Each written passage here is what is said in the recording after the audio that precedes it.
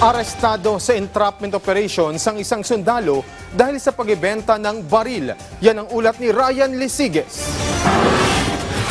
Kalaboso ang lalaking ito na umano'y iligal na nagbebenta ng mataas na kalibre ng baril online. Sa isang parking lot malapit sa EDSA sa Pasay City, nakipag-meet up ang lalaki. Pero wala siyang kamalay-malay na mga pulis na pala ang kanyang katransaksyon, kaya nagawa pa nitong buksan ang compartment ng kotse para ipakita ang ibinebentang baril. Tila balisa at palingon-lingon pa sa likod ang suspect at nagmamatsyag sa paligid. Nang tila makatunog ito, doon na siya hinawakan ng mga pulis at nagtangkapang magpumiglas. Nung nagkaroon na ng transaction, kukunin na yung baril, nakahalata yung suspect natin, biglang sinara at nagkaroon ng komosyon. Yung isang kasama niya, biglang tinakbo yung Mazda sedan, kung saan nandun yung sniper's rifle. Naiwan yung suspect. Sabi ng mga operatiba ng 3rd Special Operations Unit ng PNP Maritime Group, isang sniper rifle ang inalok ng suspect sa halagang 1.2 million pesos. Sa uri pa lang umano ng baril na hawak nito at sa kung paano ito kumilos, nabatid na raw nilang hindi sibilyan ang kanilang target.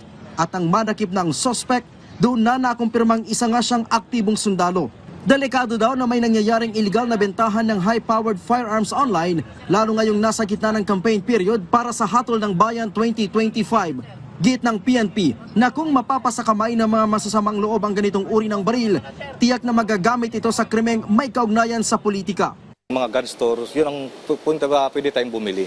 Pero pag mga ganitong klase na transaction online, malamang walang mga papel yan. Delikado po yun kasi high-powered na firearm po yun. Kahit isang bala lang, pwede na nating ikamatay yun. Lalo ngayon mga eleksyon, pwedeng gamitin yun ng mga masasama para pang-snipe ng mga kalaban nila sa politiko. Ito raw ang dahilan kung bakit minabuti ng PNP Maritime Group na bukod sa pagbabantay sa ating municipal waters, ay tumutulong na rin sila sa pagsasawata ng loose firearms.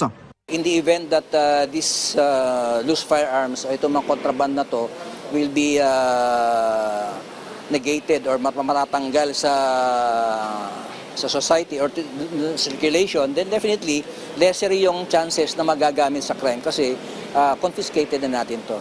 Maharap ang naarestong tauhan ng Philippine Air Force sa reklamong paglabag sa Comprehensive Law on Firearms and Ammunition. Gayon din sa violation ng Omnibus Election Code dahil sa hindi pagsunod sa gun ban. Sa ngayon, pinaghahanap na ng mga pulis ang isa pang kasama ng suspect na posibleng isa rin umanong miyembro ng militar.